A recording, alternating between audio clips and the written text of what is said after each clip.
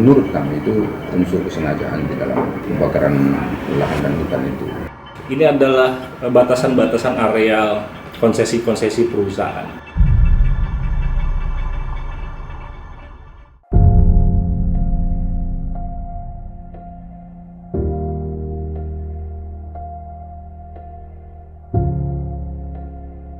Namanya tak tercantum dalam daftar 24 korban jiwa akibat dampak kebakaran hutan dan lahan. Keisha hanya bisa bertahan hidup tak lebih dari 7 minggu. Paru-paru mungilnya terlalu rentan menghirup udara kotor yang mencemari tubuhnya sampai ke syaraf. Tak pernah ada keluhan sesak terucap dari siswa sekolah dasar ini.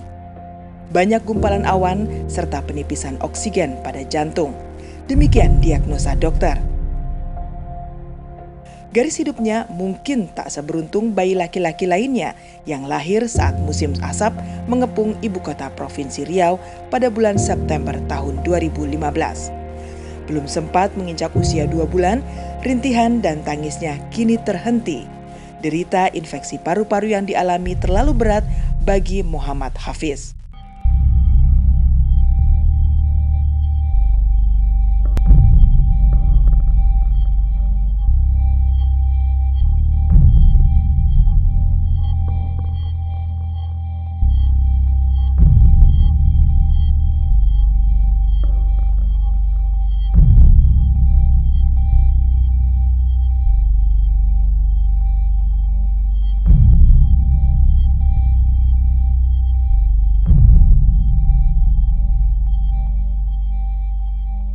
Itulah kita tergiur dengan ekonomi jangka pendek, tetapi kita melupakan lingkungan jangka panjang.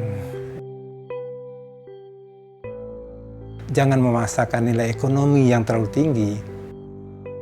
Lebih dari 1 dekade, bisnis perkebunan yang menggiurkan menggoda korporasi besar hingga petani kecil terjun mendulang untung. Lantaran faktor besarnya permintaan kalangan industri dunia, mulai dari makanan, kosmetik, hingga energi terhadap komoditas-komoditas ini. Namun disayangkan, tata kelola dan pengawasan yang serampangan justru mendatangkan bencana di kemudian hari. Menurut kami itu unsur kesengajaan di dalam kebakaran lahan dan hutan itu. Ada sebagian daripada perusahaan swasta yang mencoba ingin memperluas lahannya dengan cara membakar hutan karena memang tingkat efisiensinya itu jauh lebih besar. Titik api di Jambi itu memiliki titik-titik konsentrasi tertentu. Ini adalah batasan-batasan areal konsesi-konsesi perusahaan. Saling tuduh, tapi mereka juga tidak berusaha untuk memadamkan api. Toh, udah habis tinggal tanam.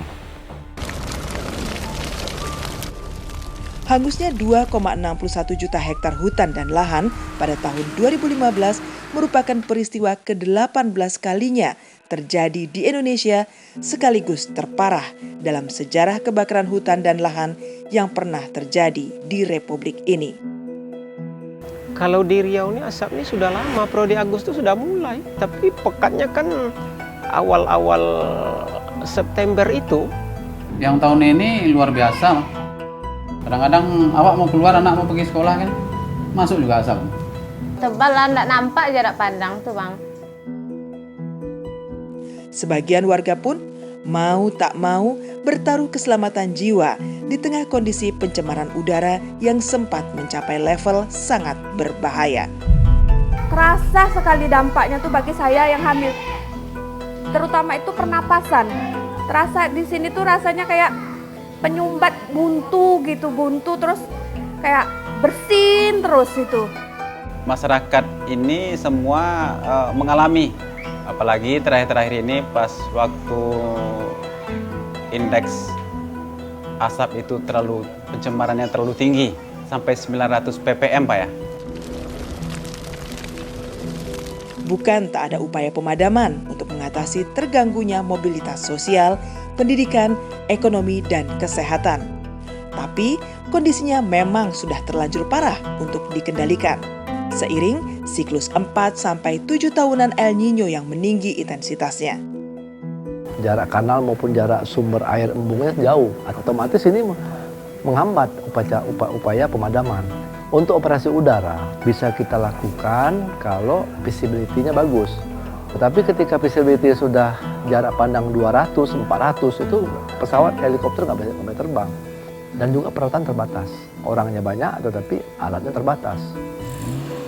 Apalagi jejak titik api banyak terdeteksi di area lahan gambut yang mustahil dipadamkan. Kalau di upland ya, di lahan kering, kalau dia terbakar maka api itu akan maju ya, yang di belakangnya sudah berhenti terbakarnya. Tapi di gambut, apinya maju, yang di belakangnya masih membara, masih terbakar terus. Api yang sudah terbakar di gambut, dia membara di dalam permukaan, itu mampu bertahan selama 1 tahun. Siapa yang bakar ataupun dari mana dasar apinya nggak tahu, lalu api itu udah besar. Alasannya mungkin kalau tepi jalan ini, mungkin api rokok orang tuh dilemparkan sambil lewat, bisa memicunya api rokok kebanyakannya. Tidak ada yang bisa dilakukan, kecuali dengan pasrah pada alam, yaitu menunggu hujan. Sementara menunggu hujan yang tak kunjung turun, rambatan bara api dari ribuan hektar lahan dan hutan yang hangus terbakar makin sulit tertangani. Begitupun asap serta kandungan beragam zat dan partikel di dalamnya yang bercampur dan terbawa bersama udara dan angin kemarau menyelinap masuk melewati sekat-sekat terkecil di perumahan warga selama berbulan-bulan. Di Riau ini ada 4,4 juta hektar tanah gambut dengan kedalaman bervariasi. Nah, kalau ini terbakar dan dibuka kemudian juga terbakar, itu akan melepaskan CO2-nya ke udara. Apa yang terjadi apabila mengenai organ tubuh kita? Kemudian kalau sampai masuk ke saluran nafas atas seperti hidung, menyebabkan iritasi di hidung dan saluran nafas atas, pada akhirnya akan menyebabkan seperti hidung berair, hidung tersumbat, tenggorokan sakit, rasanya panas, dahak timbul berlebihan karena ada respon, karena ada iritasi tersebut. Apakah punya risiko terjadinya kematian? Bisa, meskipun tidak bersifat langsung. Areal terbakar di Riau mungkin tak sebanyak provinsi lain di sekitarnya. Tapi sialnya, arah hembusan angin justru cenderung lebih sering melintas ke wilayah berpopulasi 5,5 juta lebih jiwa ini. Kualitas udara yang membahayakan pun tak terhindarkan oleh banyak warga, khususnya di Pekanbaru. Tak terkecuali siswi kelas 6 SD bernama Muhanum Anggriawati. Waktu demi waktu kondisi kesehatannya menurun drastis sejak mengeluh demam pada ibunya usai pulang sekolah. Sesak dan batuk yang tidak berangsur pulih akhirnya berujung maut. Namun, di balik duka kepergian si putri sulung, Musriati sang ibu masih berharap keterangan jujur dari pihak rumah sakit atas penyebab kematian Hanum yang sesungguhnya, bukan tuduhan liar yang mengaburkan fakta. Aku tahu, aku sadar anakku nggak sehat. Kalau dia sehat nggak mungkin aku ke rumah sakit kan. Banyak dia kelusannya, sampai kami situ keracunan karbon dioksida. Nggak lama lagi dia tuh apa lagi rasanya. Ini kena apa lagi? Ada aja rasa yang tuduhkan orang itu sama anakku sampai pada akhirnya ke meningitis mentok. Ini rasanya udah anakku pergi bernapas pun aku susah. Kenapa enggak membayangkan semua orang menginjak anak saya sakit itu? Entah kenapa rasanya, ya Allah, selama hidup tidak bisa kulindungi, meninggal pun tidak bisa kulindungi juga anakku. Nggak bisa aku bilang, anakku nggak sakit itu. Saya nggak punya bukti di sekarang, anak saya udah pergi. Semuanya pasti sama orang rumah sakit. Yang mana mau aku bilang? Mencari kambing hitam kesana kemari. Anak sakit ini kok bukan karena ini, anak sakit ini bukan karena ini. Yang pada dasarnya anakku kan sakit karena asap kan. Coba Allah kalian jadi saya, janganlah. Mungkin saya berlebihan kali, emosi kali mungkin. Coba lah posisi-posisi kita bertukar. Mampu nggak sih kalian menerimanya?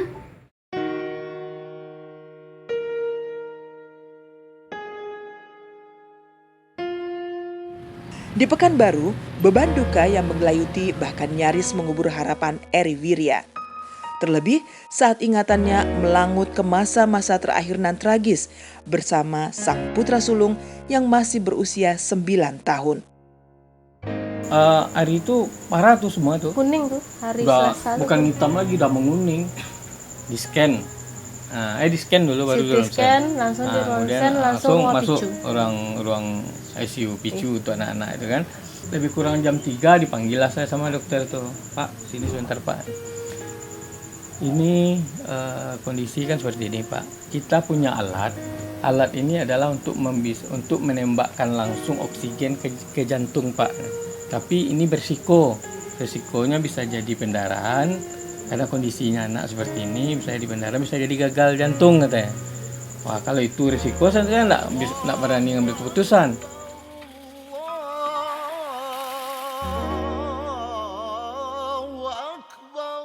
Pas dengar azan itu saya keluar. Azan ini mungkin udah pada bangun semua nih. Saya telepon lah, jauh lah kawan-kawan nih kan. Datang lah satu-satu ke ini. Pas saya mau masuk itu, pas habis azan tuh masuk, saya datang istri, suruh bang duduk, duduk kan, ucapkan innalillahi, itu menangis saya kan, saya lihat dia menangis, keluar mata saya, saya kan. Berdasarkan hasil ronsen dokter mengungkap bahwa paru-paru Ramadan Lutfi Airly sudah penuh gumpalan awan. Jadi hasil keterangan dokter itu bahwa di paru-parunya ini ada gumpalan-gumpalan awan, dan di jantungnya ini terjadi penipisan oksigen gitu. Itu keterangan dari dokter ini langsung ke saya. Jujur aja saya semenjak beliau ini pergi nih, semangat saya hilang nih Pak. Saya harus menerima. Kalau enggak saya terima, saya akan menghukum diri saya juga nantinya. Akan membuat saya semakin mungkin membuat saya susah juga. Memori kelam saat musim asap membekas pula di ingatan Haji Hasan Amal. Ketika takdir hidup putra pertamanya, Muhammad Iqbal, pegawai honorer berusia 31 tahun yang juga ayah dari 3 orang anak ini pun harus berakhir naas. Jadi 2 hari menjelang meninggal tuh saya udah nengok perubahan dia. Artinya perubahan itu sudah nampak di wajahnya, itu kumat kembali penyakit asmanya. Penyakit asma yang diidap Iqbal kambuh cukup parah saat itu hingga ajal menjemputnya saat dalam perjalanan ke rumah sakit. Waktu itu saya mau buka baju, mau mandi, mau sholat asar, datang telepon istrinya dari belakang. Ya, kondisi Bang Iqbal menurun, udah bawa aja ke rumah sakit, kan mobil ada di belakang. Sudah nggak bisa lagi ya katanya, nggak bisa lagi ya katanya, sinilah ya. Saya lihat dia udah nunggu saya aja, masih berdiri tapi wajahnya sudah pucat, mengap, napasnya sudah sesak. Terus saya peluk, hanya saya berucap, ya Allah nak, kok kau yang diambil Allah, kok enggak saya. Terus saya peluk, dia peluk saya, dipelukkan saya, dia meninggal. Terus saya masukkan mobil, memang masuk mobil itu tidak lagi bisa diapa-apain, sudah artinya pintu mobil terbuka sebelah, sebab dia ada lurus, nggak bisa lagi, udah kaku. Sampai di awal bros tuh, dokter berupaya juga kan, tapi memang dokter mengatakan sudah nyampe di awal bros tuh memang sudah nggak ada lagi. Jadi saya berharap kepada pemerintah, mari sama-sama kita menyelesaikan masalah ini. Yang korban itu kan masyarakat. Yang tidak ada hubungannya dengan itu kan kena imbasnya saja. Kasihan apalagi masyarakat ekonomi lemah, ya terima apa adanya, kan gitu. Pernyataan Haji Hasan Akmal rasanya tak berlebihan. Bahkan justru potret nyata tentang keresahan, penderitaan, kemarahan, serta duka yang dialami jutaan masyarakat, terlebih yang berlatar ekonomi minim, hingga terpaksa bertahan semampunya saja di tengah kondisi udara yang tercemar asap. Efeknya sama kami nih Mas. Kalau yang rumah-rumah gedung, ada pengisap alatnya tuh kan, ada tabung oksigennya, dia bisa beli. Kalau kami bukan tak berusaha menghalau kabut asap demi melindungi anak dan istrinya, tapi usaha menutup lubang-lubang ventilasi dan perangkat sebuah kipas angin untuk mengusir asap belum cukup mengubah takdir putra bungsunya. Muhammad Hafiz, yang lahir saat selimut asap di Pekanbaru menebal, akhirnya hanya mampu bertahan hidup selama 7 minggu. Ya, dropnya waktu pas kabut lagi pekat-pekatnya itu lah, lagi hitam-hitamnya itu kan. Pergi ke ruang UGD, disedot lah mas, cairan itu kan, masukkan alat ke dalam, disedot, keluar lendir kan. Nah di situ udah mulai bagus dia, udah mulai terbuka matanya kan, udah gini-gini. Oh tahan dia pak.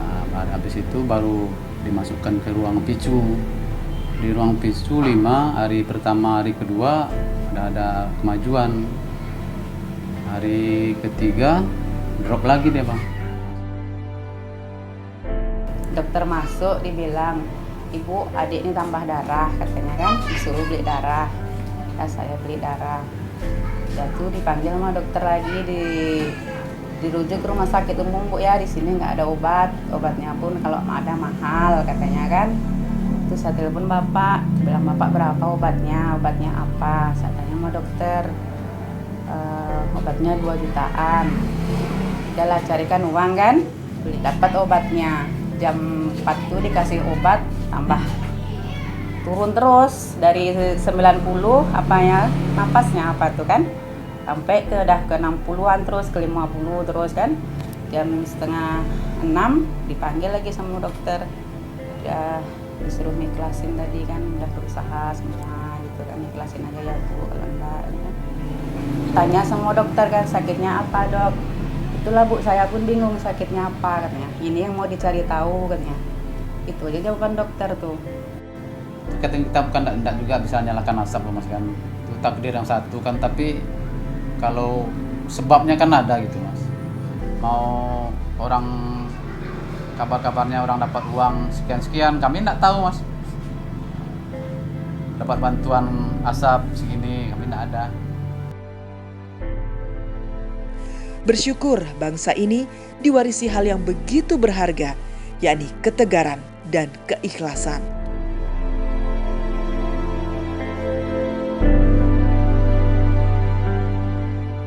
Devi, wanita yang bermukim di daerah Tarai Gading, Pekanbaru, harus pula merelakan bayi mungilnya yang juga tewas akibat mengidap infeksi saluran pernafasan. 20 hari ya? Iya, tapi belum kuat batuknya. Belum batuknya masih kayak gitu aja. Udah tuh udah 20 hari baru batuknya sampai sesak, napak sampai letih dia gitu, batuknya tuh sampai letih sampai kayak gitu, udah tuh lemas dia. Kabarnya nyaris tak terekspos media, sampai sebuah postingan berisi foto dan ungkapan doa simpati di Facebook muncul, baru kemudian kisah getir yang dialami keluarga Devi bisa ditelusuri. Tapi sempat dia kayak nggak bernapas lagi gitu, menghitam badannya. Udah pakai oksigen kan, napasnya memang sesak, tapi tidur aja nggak ada apa. Tapi udah jam 6 pagi kejang sampai dia masuk ruang ICU tuh masih tuh langsung 40 panasnya, nggak turun-turun. Pergi dalam keadaan berselang. Masih dalam keadaan alat-alat terpasang itu. Udah penuh asapnya dalam paru-parunya tuh udah nyampe ke sarafnya. Paru-paru si kecil tampaknya masih terlalu lemah untuk akrab dengan kabut asap, sementara tagihan biaya rumah sakit masih harus ditanggung keluarga almarhumah berbulan-bulan ke depan. Totalnya 5 juta berapa? 5 juta, 100, ada apanya cekannya, ada kertas. Ya pokok 5 juta lebih. Baru sebulan pergi anak tuh ditelepon dari rumah sakit, katanya jaminannya nggak masuk katanya. Jadi kata pihak rumah sakit itu, ya ibu ansur aja setiap bulannya berapa sanggupnya, atau paling enggak 200 gitu.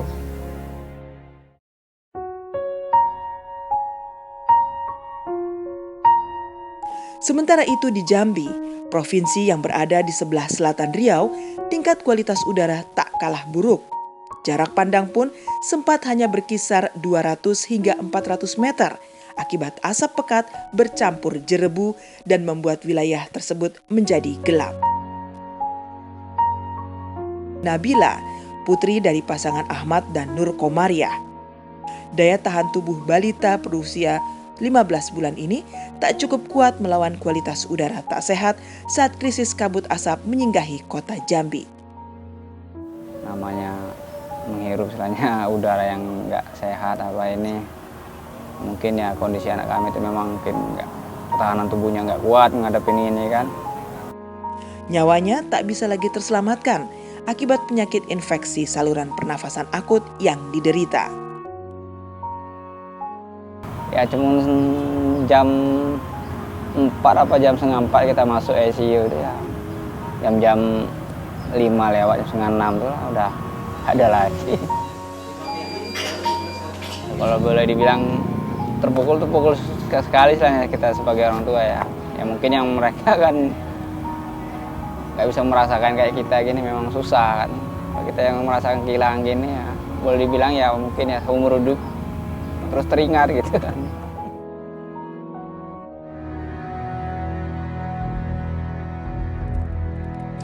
Delapan 18 tahun berturut-turut bencana kebakaran hutan dan lahan dialami negeri ini. Selama 18 tahun pula, mereka yang terkena imbas negatif dimohon bertahan dan maklum. Pertanyaannya, akan mampukah kita menghindari bencana serupa di kemudian hari? Apakah ini akan berlanjut terus? 18 tahun sekarang, terbakar terus. Apakah peraturan-peraturan yang dibuat pemerintah itu berjalan dengan bagus dan ditaati? Kita tidak bisa melihat hanya Malaysia bisa, kita kok tidak. Tapi kita lihat faktor-faktornya apa. Di sana kemungkinan hukum berjalan, pelaku taat hukum. Nah di kita mungkin hukumnya terlambat datangnya. Masih pantaskah El Nino menjadi biang keladi? Padahal jelas bahwa pikiran rakus dan tangan serakahlah yang kerap tak ambil peduli demi alasan ekonomi. Sering dikatakan bahwa wah masih ada sekitar 4 juta hektar lahan tidur, lahan terlantar. Kenapa kita tidak manfaatkan? Lihat dulu dong, dia ada di mana dan harus kita apakan. Peran dunia usaha dalam mengatasi kebakaran hutan dan lahan masih sangat minim sekali. Artinya apa? Sarana prasarana SDM yang disiapkan bagi dunia usaha masih sangat minim sekali di dalam menjaga wilayahnya atau memadamkan wilayah konsesinya yang ikut terbakar. Nah, itu menjadi PR kita bersama. Jangan sampai ketika sudah terbakar hutan dan lahan, semuanya diserahkan kepada pemerintah. Ingat, kita hanya satu punya planet. Hutan di Indonesia bisa menyelamatkan planet keseluruhan. Pastilah banyak yang mungkin perusahaan-perusahaan yang belum siap. Kalau kita bisa siapa yang salah, siapa yang ini, udahlah. Kita melihat ke depan aja. Ya kan?